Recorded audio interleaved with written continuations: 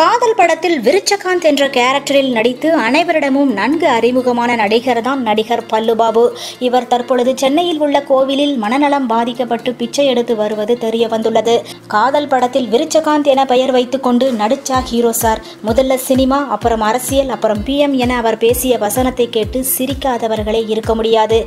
இந்த படத்தில் அவரின் கேரக்டர் பேசப்பட்டாலும் அதனைத் தொடர்ந்து அவருக்கு எதிர்பார்த்த வாய்ப்புகள் கிடைக்கவில்லை.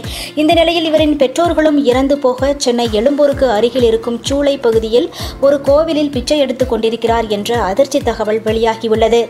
இவரை பேட்டி எடுக்க வேண்டும் என விருப்பப்பட்டு அவரை தேடி அலைந்த ஒரு பத்திரிகையாளர் மூலம் இந்த தகவல் வெளிச்சத்திற்கு வந்துள்ளது. அந்த கோவிலில் கொடுக்கும் உணவை சாப்பிட்டு கொண்டு அங்கேயே கிடைக்கிறாராம் பல்லுபாபு.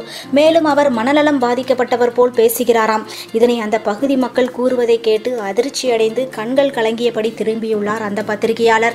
மேலும் இதேபோல் செய்திகளை உடனுக்குடன் தெரிந்து கொள்ள தமிழ் சினி சிப்ஸ் சேனலை சப்ஸ்கிரைப் செய்யுங்கள். நன்றி.